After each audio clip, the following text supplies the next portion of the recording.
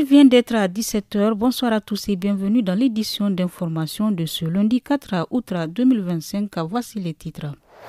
La pose de la première pierre de la première unité de tomographie de la sous-région s'est tenue ce matin à l'hôpital général de référence de Niamey. Nous y reviendrons dans un instant. À Niamey, les boulangers observent une grève de 48 heures, un mouvement pour protester contre certaines mesures imposées par le ministère du Commerce.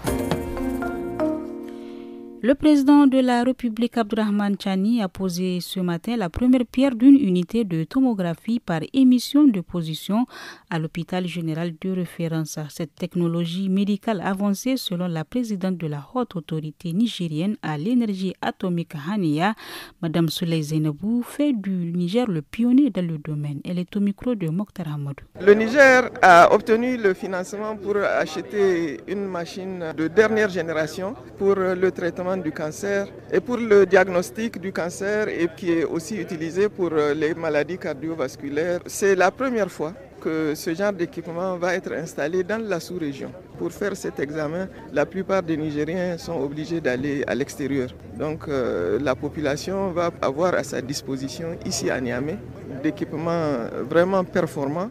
130 relais communautaires de la ville de Maradi ont été recommencés la semaine dernière pour leur engagement dans les activités de sensibilisation.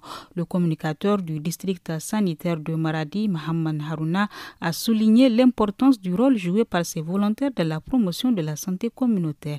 Il est au micro de Mohamed Maman. Cette motivation a été payé par l'État. Vous savez, les relais communautaires sont des gens qui ont été choisis par leur communauté pour travailler au sein de la communauté pour pouvoir vraiment motiver et sensibiliser la population à utiliser les services de santé pour qu'on ait un taux vraiment satisfaisant de prise en charge préventive et curative. On a vu notre taux d'utilisation en hausse par rapport au temps où il n'y a pas vraiment la présence de ces relais communautaires-là. Je vous le disais dans les titres, les boulangers de Niamey entament ce lundi une grève de 48 heures. Ce mouvement fait suite à l'adoption le mois dernier de nouvelles normes de fabrication du pain par le ministère du Commerce. Le syndicat patronal de boulangerie et de pâtisserie du Niger conteste plusieurs dispositions, comme l'a indiqué son secrétaire général Hassan Mamadou au micro de Souleymane Altini. Le ministre a pris un décret pour nous interdire de travailler avec toute farine, sauf la farine type 55 et type 65. C'est elle qui fait du bon pain. Mais, comble de malheur, cette farine, elle n'y est pas. Nous utilisons la farine qui nous vient d'Algérie, mais ils veulent arrêter cette farine. Et le deuxième point, le ministre a dit que toutes les boulangeries ne respectent pas les normes de production. C'est le même matériel que le pays européen utilise. Ça fait 60 ans au moins que le Niger a des boulangeries. On ne peut pas nous dire pendant ces 60 ans qu'on ne respecte pas les normes de production. Que le ministre retire son décret parce que ce n'est pas viable.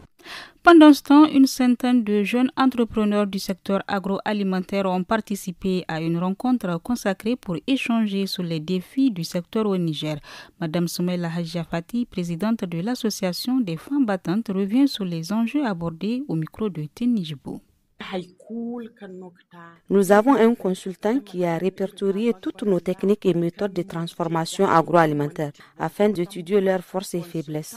Une initiative qui vise à attirer l'attention des jeunes vers l'agrobusiness pour que la jeunesse s'intéresse au travail de la terre, qu'ils s'investissent plus dans l'agriculture qui est le secteur clé de l'économie du Niger.